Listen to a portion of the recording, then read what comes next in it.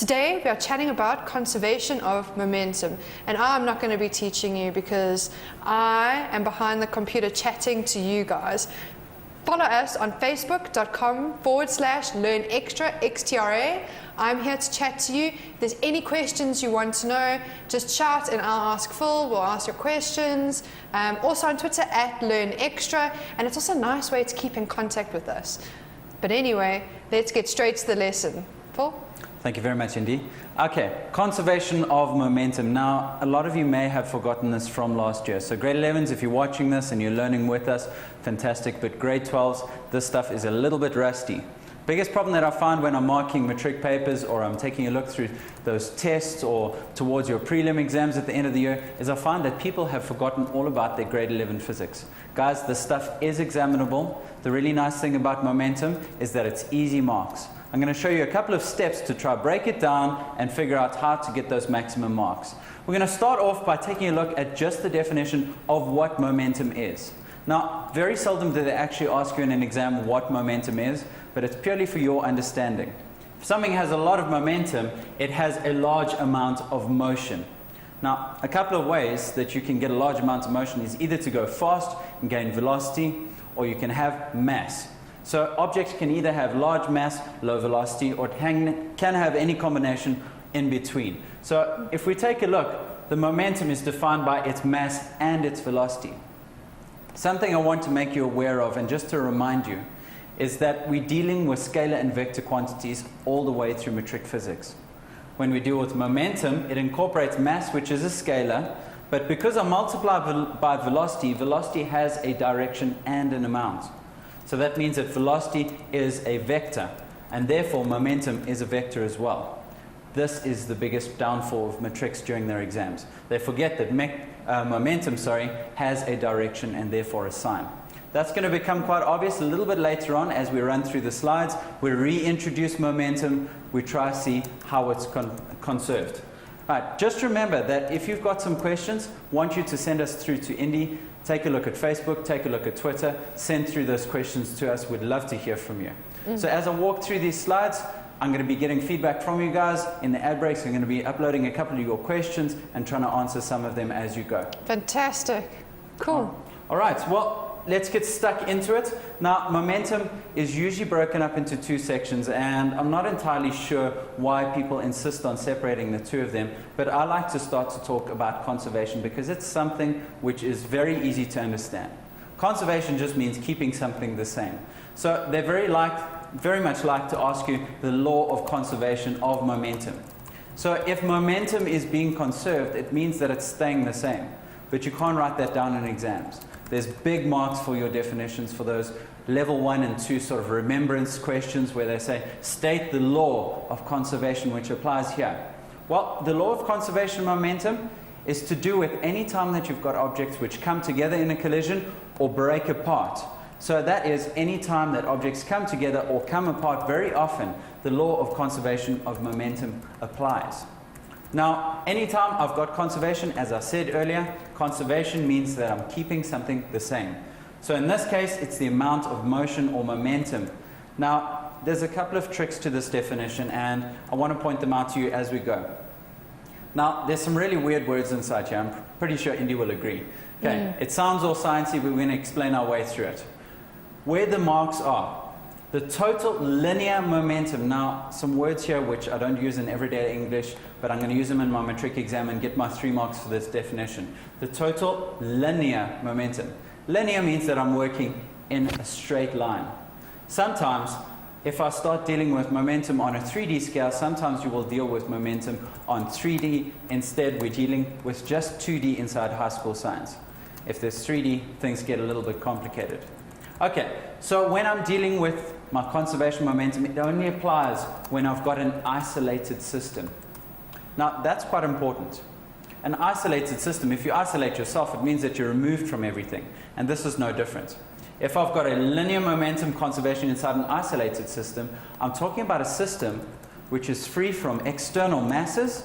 It's also free from external sources of energy or force or anything like that. I'm hoping that this is clear for the viewers at home. I'm not sure. What are they saying on Twitter? Let's have a look. Okay, well, Tumelo says, total linear of an isolated system remains constant in direction and magnitude. Absolutely. Well done, Tumelo. Okay, let's have a look. Tumelo, he says he can't wait for a challenge. He knows that, well, he said, we're doing revisions, so we want something that will challenge us on the paper, not easy stuff, because momentum is totally easy. Well, you know what, Tumelo? Maybe there might be a mindset out there that might not understand, so we have to go through the basics. You know what? Tumelo, I'm waiting for a question from you. I better get a good question. I'm watching my time. In about 10 minutes, we'll be answering Tumelo's question that he's going to send through. Tato wants to know, what is momentum represented by the letter P? Okay. Are we jumping ahead? No, absolutely. It's very, very relevant. When we start talking about momentum, we start talking about things, and a lot of people are saying, why we use the letter P? Well, it's a limit that we've got.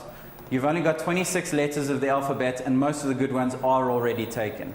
Now, why don't I represent momentum with the letter M? Well, that's already taken by mass. So what I'm going to do is I'm going to go back to our original formula. You can see that P I've used for momentum. The reason behind this is because I can't use a capital P. That represents pressure. That's already taken. Okay, so if I've got P in this case, M is taken up by mass. My velocity is V. So M and V do make a lot of sense. But over here, momentum taken up by P, very often they'll borrow from other languages like Greek or German. I'm not sure which is in the case here. I'll try to find out for the viewers. But basically, they've run out of letters in this case, and they've settled on the letter P. So if we try and figure out what's going on here, my momentum, my mass, and that's where the M comes in, my V for velocity. A couple of times we'll very often run into especially Greek letters and symbols which are derived from German words. I'm not sure what's happened here, but we'll try to find out for the viewers. Okay, now to deal with something that Tumelo said, something very, very good. Okay, the total linear momentum of an isolated system will remain the same. Now he added something to that, which is quite important. He's jumping the gun a bit, but he's introducing the next part. Okay, linear momentum includes direction and magnitude. Some of the viewers at home have picked up that momentum is a vector, meaning that it's got both amount or magnitude and direction. Now direction is the key to understanding momentum very nicely. He wants a challenge. I'm going to give him a challenge in just a moment. Okay. Oh, good. That's what I like to hear. Absolutely. Okay? So Tumelo's going to get his challenge. Well, absolutely. Okay, all right. We can think out the box here. We can throw a couple of questions around and see if Tumelo can keep up. Because momentum should be an easy section. We're going to work on getting it easy for the viewers at home. I'm going to take a look at just an object here. So I've drawn a very, very simple sort of dynamics trolley here with its two little wheels here. Very, very simple. It's got everything that I need for the momentum of this cart. It's got a velocity. It's got a mass. Now, one of the things that a lot of people don't actually remember to do when they're studying conservation or change of momentum is actually how to calculate the momentum of an object.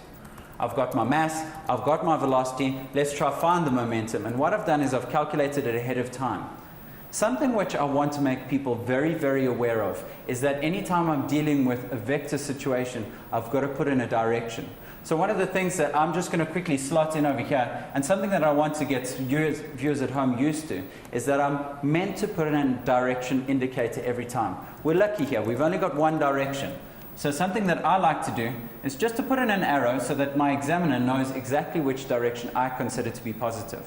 So off to the right on your screens is probably positive, and we've got our 5 kilograms that doesn't have a direction. Remember that's a scalar quantity. Let's find the momentum. Let's substitute it into our formula, that P is equal to M times V. Now, one of the things that I emphasized last time, on last Tuesday, was we were talking about science being a practicing subject. It's just like maths. So if I don't write this down, if I don't work it out for myself ahead of time, it's going to be lost. Pretty sure you'll agree. Totally. Okay, so what we're going to do is we're going to substitute our values, see what comes out. I'm going to pay attention to a few things when the answer does come out. So if I say that my momentum is equal to my mass multiplied by my velocity, I see that 5 and my 3 over there, just emphasizing my 3 is positive because I've chosen off to this side to be a positive direction. I see that I've got 15 kilograms from the mass, meters per second. Now they can and will take off marks if you're leaving out units on your answers. Please, I can't emphasize this enough. And I've got to mention a direction which is relevant to the question. I've said off to the right. Sometimes they'll give you compass bearings, sometimes they'll give you other cars or dynamics trolleys or solid objects to reference from. But in this case, I've just said off to the right because I've got no other reference for direction. Shall we continue? Yeah, well, Lucky, he says, is it right to state the law of conservation of momentum this way? And then I think it is, in closed system, momentum after is equal to momentum after collision. Did that Careful, make sense? he's left out a few very important bits there. Okay. So it says in a closed system, well, closed or isolated very often are used interchangeably. But he's got to mention that in a collision, the total linear, and they're looking for total and linear, those words get Okay. marked. Total linear momentum of a system must remain the same. So before and after can be the way that he says that. Now, your examiners have got brains, they are science teachers, and very often they will be able to interpret your definition, but they're looking for keywords here. Yeah, Total linear momentum yeah. must remain the same during a collision is what they're looking for. Okay.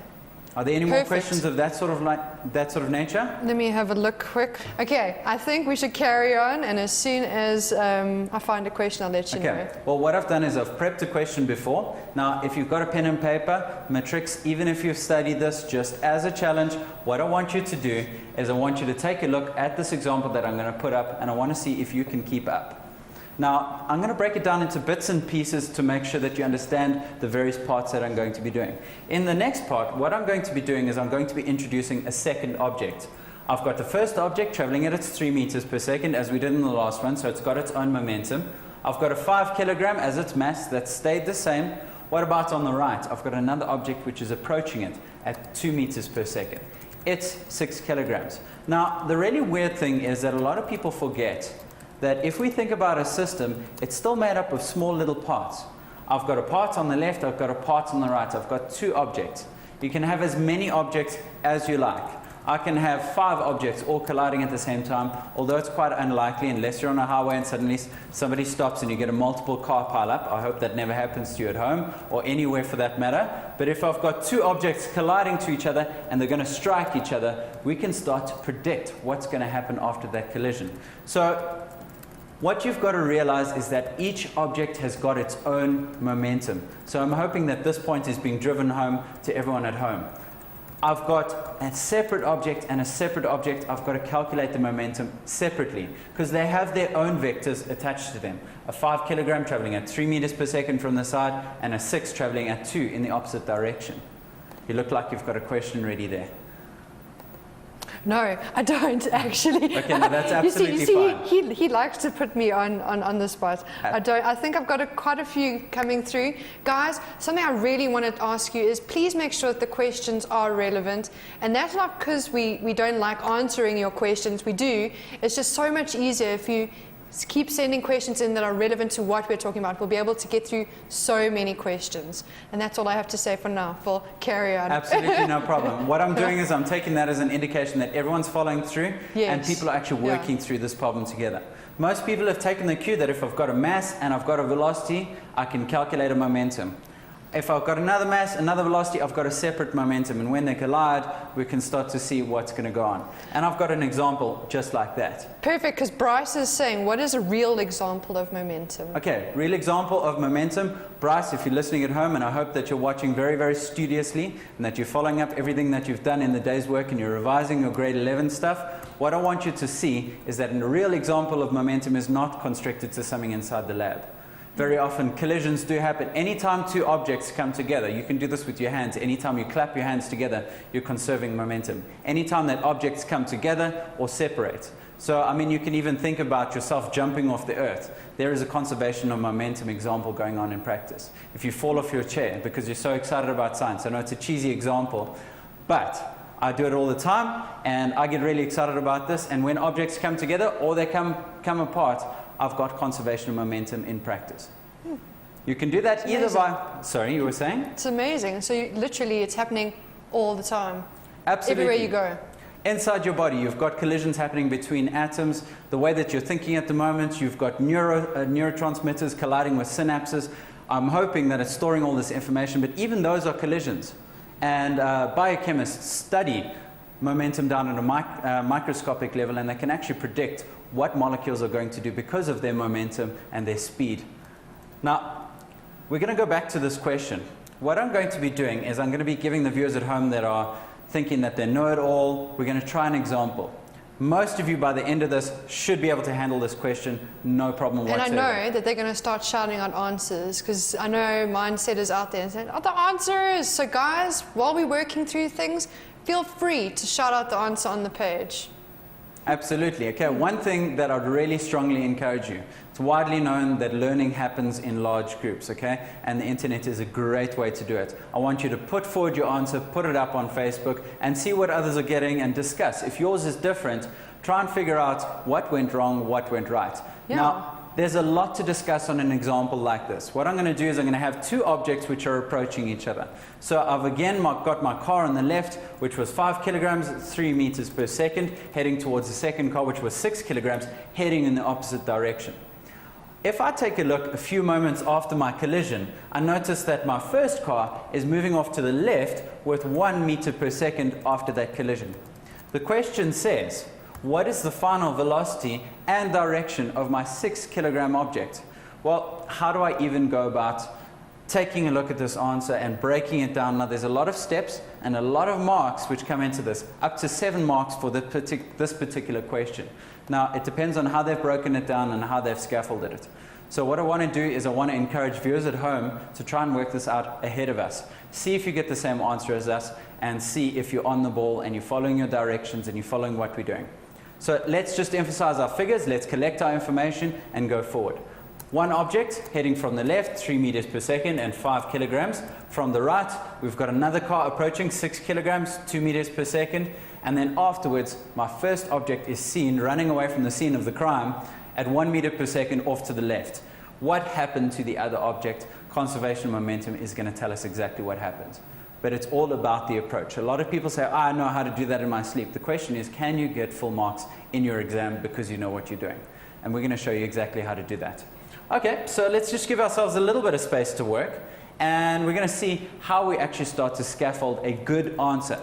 Now, a lot of people have this misconception, this belief that all they've got to do is give the right answer in the exam. Now, that's not what science is about. Science is about explaining what you know to somebody that is not sitting in front of you.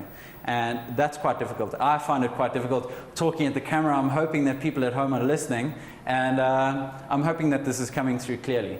So I'm going to take a look at these steps and see what they are.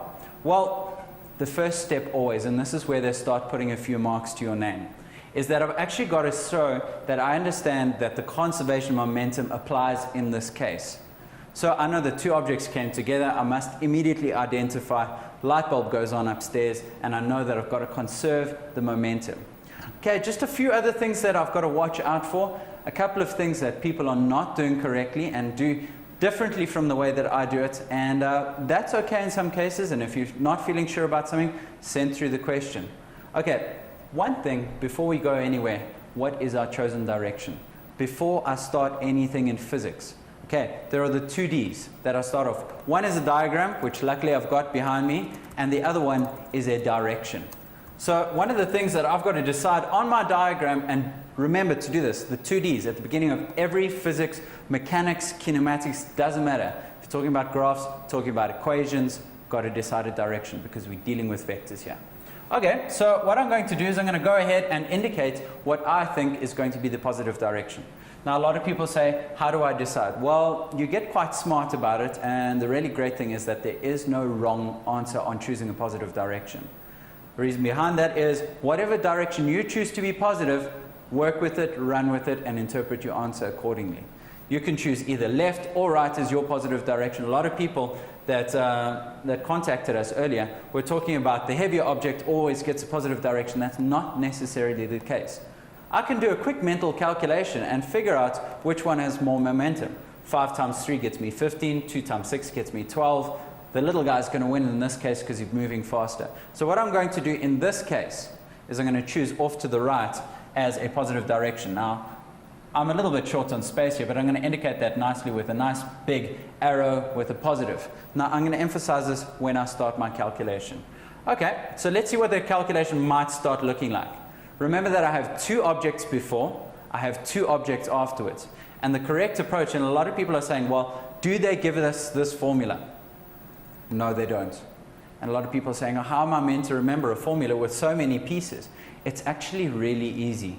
So what I've got to do is I've got to take a look at the pieces and see what they mean. If I've got m1, the first mass, times the first initial velocity, I'll multiply them together. All I'm doing is calculating the momentum like we did before. I've got a separate momentum right next to it. If I say m2, u2, that's the second object. So this is my momentum before of object 1, object 2. What about afterwards? If I've got mass of the first object and velocity of the first object, again, that's momentum. I know all of these pieces of information. And then the last one's got the goodie that I'm really after. I've got the second mass still, but I don't have its velocity. I'm not sure what you guys are doing. I'm not sure if the answers are coming through thick and heavy yet. I'm pretty sure we do people have a few answers. Okay. Yeah. All right. We've Well, got a few. let's see if we've done our maths correctly. I'm hoping that I've done my prep properly and that people are not way Imagine smarter if you than get it wrong. I'm hoping that I get it right. Okay. So Okay. let's see what our substitution looks like. There's a couple of things that I want to point out that are very, very vitally important. A couple of the things that you might notice is that I've got negatives which are substituted through. And that's what a lot of people are going to get wrong. I've got my first object at 5 kilograms multiplied by 3. Second object, which is 6 kilograms multiplied by -2. Now what I'm going to do is I'm going to go up to my diagram and see where this -2 came from. Now I can bet you a lot of you at home just said 6 multiplied by 2 without that negative. This is the single most common mistake that people make when they're doing conservation of momentum.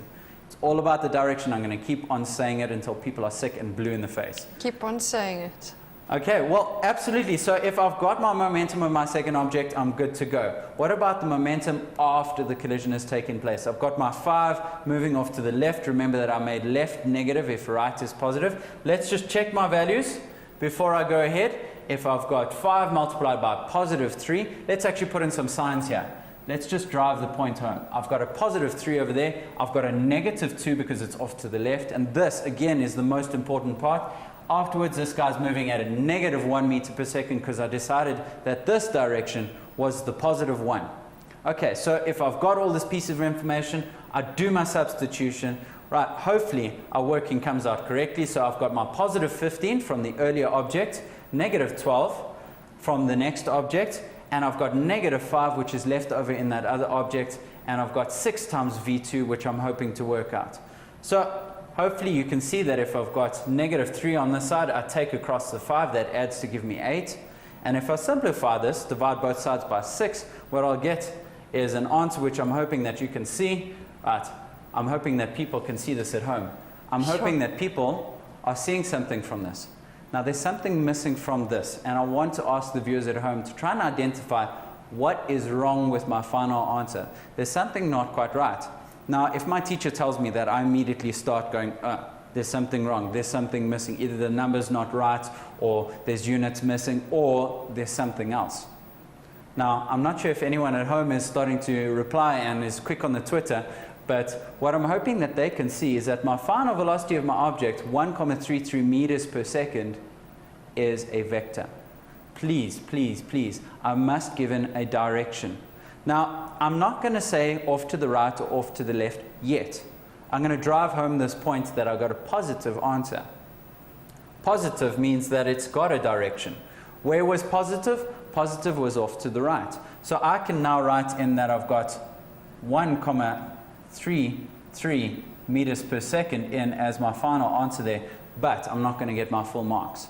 One of the things that I must remember to do is I must put on a direction. So what I'm going to say is that this object was traveling in that direction, but is now traveling in the opposite direction. So this, I'm just going to abbreviate, but I hope that everyone at home is going to follow when I say that it's in the opposite direction.